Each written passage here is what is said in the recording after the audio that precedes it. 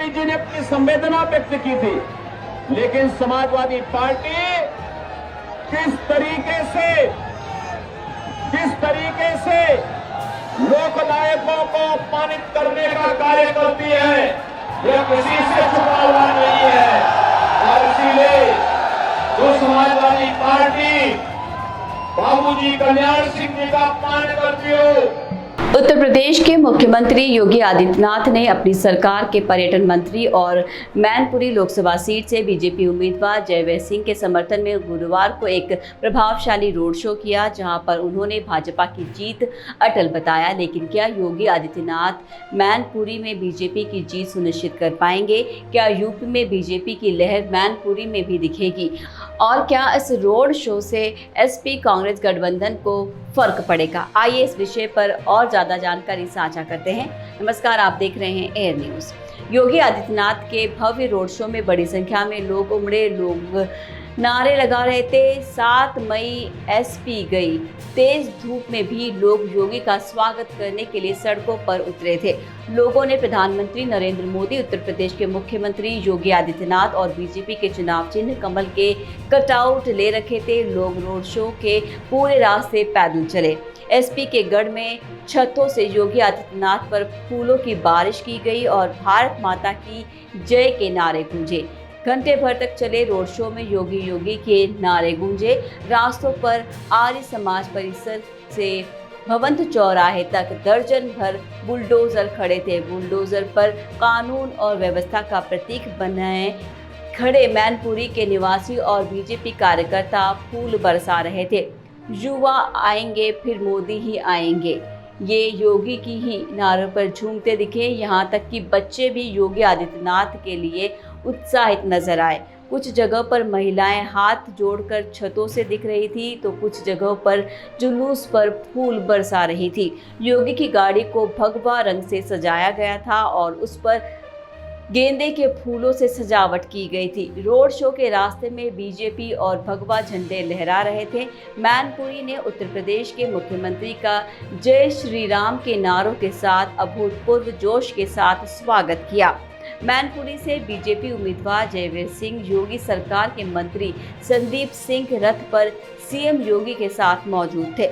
मुख्यमंत्री ने कहा, आपका उत्साह इस बात को दर्शाता है कि मैनपुरी में इस बार बदलाव की चाल चल रही है। एसपी कांग्रेस गठबंधन भारत को फिर गुलामी की ओर ले जाने की साजिश का हिस्सा है। ये लोग अनुसूचित जाति, जनजातियों और पिछड़ी जातियों के आरक्षण के अधिकारों को छीनकर अल्पसंख्यकों को देने की साजिश कर रहे हैं। उन्होंने आगे कहा, कांग्रेस घरेलू स्तर पर अत्यधिक मुस्लिम तुष्टीकरण का समर्थन करके गाय के वध को बढ़ावा दे रही है। सीएम ने इंडिया अलायंस को समर्थन देने के खिलाफ चेतावनी दी और इसे भारत के विश्वास के साथ छेड़छाड़ के समान बताया। एक सच्चा देशभक्त जो विश्वास का सम्मान करता है कभी भी ऐसे एजेंडे को आगे बढ़ाने की अनुमति नहीं देगा। उन्होंने निष्कर्ष निकाला। सीएम ने कहा कि पूर्व मुख्यमंत्री कल्याण सिंह का पूरा जीवन श्री राम और राज्य की प्रगति के लिए समर्पित था। एसपी उनके निधन पर एक शोक संदेश भी नहीं दे सका। मैं व्यक्तिगत रूप से उनके निधन के बाद मुलायम सिंह के घर गया। पीएम मोदी ने भी शोक व्यक्त किया। पारिवारिक हितों पर ध्यान देने वाली समाजवादी पार्टी ने एसपी बाबू कल्याण सिंह का अपमान किया और आस्था का अपमान किया। उन्हें कांग्रेस से गठबंधन करने का परिणाम भुगतना चाहिए। आपको बता दें कि मुख्यमंत्री योगी आदित्यनाथ का मैनपुरी में रोड शो कई मायनों में महत्वपूर्ण था। जैसे रोड शो भव्य और प्रभावशाली था, जो भाजपा की चुनावी रणनीतियों की ताकत का प्रदर्शन करता था।